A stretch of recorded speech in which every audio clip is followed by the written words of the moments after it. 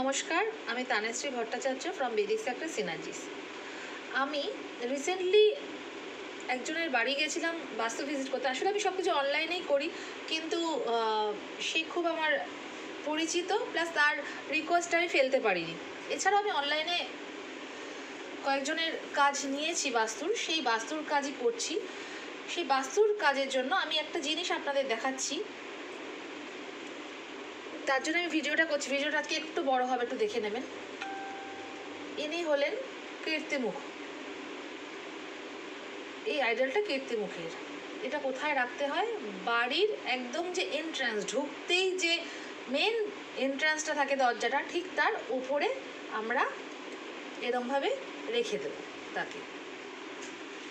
একে দেখে তো অনেকটা দানবের মতন অতিকায় একটা অদ্ভুত একটা রূপ, কিন্তু আমরা কিন্তু কম বেশি যারা বাইরে ঘুরতে গেছি, মন্দিরে কিন্তু একদম মাথার উপরে আমরা কিন্তু এই মুখটা দেখতে পারি। ভালো করে খেয়াল করবেন, যারা সাউথে ঘুরতে গেছেন, সাউথে তো বেশিরভাগ মন্দিরেই এই মুখটা দেখতে পাওয়া যায়, প্লাস বাড়িতেও কিন্তু এন্ট্রান্সে এই মুখটা দেখতে পাওয়া যায়।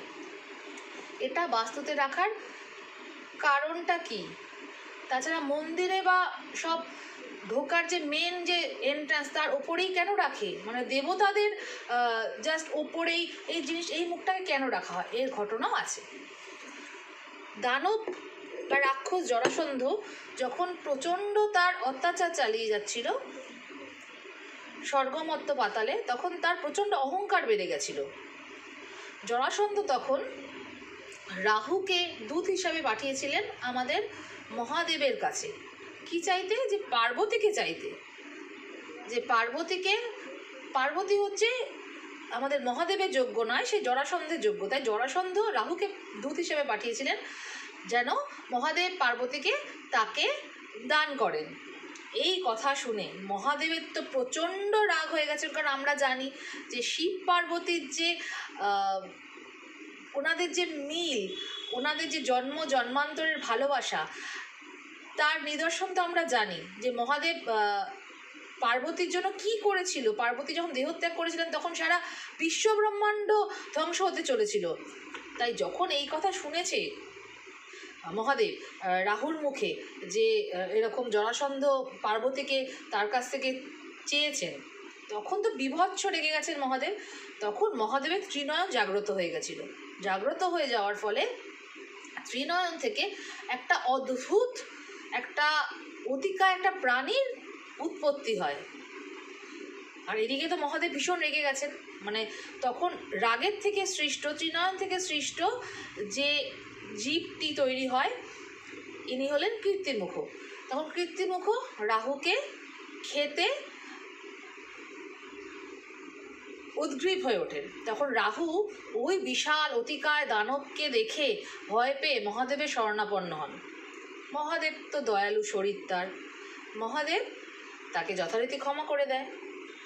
তখন কীর্তিমুখ বলেন যে দেবাদিদেব মহাদেব, আপনি তো তাকে ক্ষমা করে দিচ্ছেন, তাহলে আমার তো এখন খুব খিদে পেয়েছে, আমি তাহলে এখন কি করব? আমি এখন কি খাবো? আমার তো এই ক্ষুধাকে নিবারণ করতে হবে। তখন মহাদেব ছলনায় বলেছিলেন যে তুমি নিজেকে নিজে খেয়ে নাও, বলে মহাদেব কোনো একটা কাজে ব্যস্ত হয়ে পড়েছিলেন। কিছুক্ষণ পরে এসে দেখছেন যে কীর্তিমুখ নিজের পা, হাত, পা সব, পেট সব খেয়ে নিচ্ছে, শুধু মুখটা বাকি।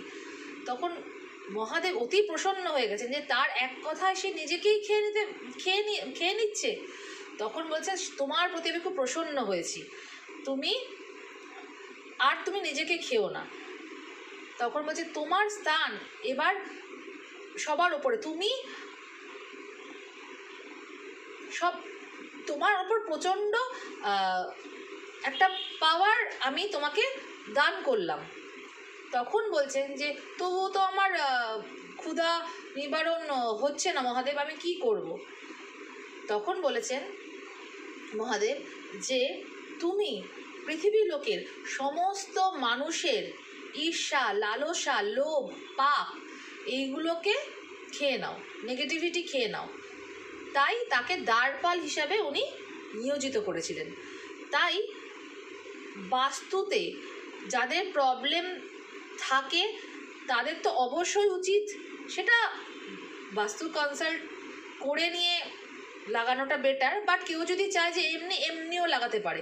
কারণ বলছি কেন, যে এটা দ্বারপাল হিসাবে মহাদেব স্বয়ং কীর্তিমুখকে নিয়োগ করেছিলেন। কারণ সে হচ্ছে সমস্ত নেগেটিভিটি, সমস্ত অশুভ শক্তি, সমস্ত খারাপ কিছু উনি গ্রহণ করে নেন, খেয়ে নেন।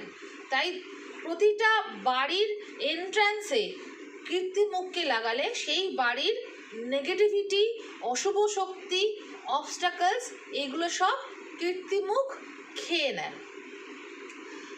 ওনার ওপর মহাদেবের প্রচুর ব্লেসিংস আছে, উনি মহাদেবেরই সৃষ্ট একটি রূপ, একটি দান। তাই কীর্তিমুখকে বাড়ির এন্ট্রান্সে লাগানো হয়। এছাড়া ওই যে বললাম মানুষের পাপ, অহংকার, লোভ, লালসা এইগুলোকে মহাদেব খেয়ে নিতে বলেছিলেন বলে কোনো মন্দিরে যখন পুজো দিতে যায় কোনো ভক্ত, তখন সেই ভক্তের মনে যেন কোনো পাপ না থাকে, কোনো অহংকার না থাকে, তার জন্য ওই যে বললাম দ্বারপাল হিসেবে নিয়োগ করেছিলেন। তাই কীর্তিমুখের দেখবেন কোনো মন্দিরে মানে আছে, আপনি দেখবেন ভালো করে, যে এরকম রাক্ষসের মতো মুখ, অথচ মন্দিরের কেন খোদাই করা আছে মূর্তি হিসাবে। তাই বাস্তুতে এই জিনিসটা রাখা ভীষণ ভীষণ ভালো। বাস্তু যাতে দোষ না থাকে সেই বাড়িতেও লাগানো উচিত। কেন বলছি, কারণ অনেক সুন্দর সুন্দর বাড়ি আছে, অনেকে খুব নিজের মনের বাসনা পূরণ করে খুব সুন্দর করে ঘর সাজায়, ইন্টেরিয়ার ডেকোরেট করে। এখন অনেক লোক আছে ধরুন তাদের করার ইচ্ছা আছে, করতে পারছে না, বা অনেকে আছে যে ঈর্ষাকাতর ভীষণ, যে কারোর বাড়িতে ঢুকেই দেখছে যে বাবা এর বাড়িটা তো হেবি সুন্দর সাজিয়েছে, দারুণ তো এর বাড়িটা, আমার কবে হবে, ইস এই যে কী করে করলো, নিশ্চয়ই এর 2 নম্বরই বিজনেস আছে, এইভাবে বলে। মানুষের যে হায় এটাও কিন্তু লেগে যায়, বলে না নজর ইজ রিয়েল, ভীষণ পরিমাণে এটা এফেক্ট করে মানুষের লাইফে। তাই ওইগুলোও কিন্তু কেটে যায়। যে বললাম বাস্তু যাদের ভালো তারাও এটা লাগাতে পারে, কারণ এই দ্বারপাল হিসাবে কীর্তিমুখ সমস্ত রকমের নেগেটিভিটিকে উনি গ্রাস করে নেন।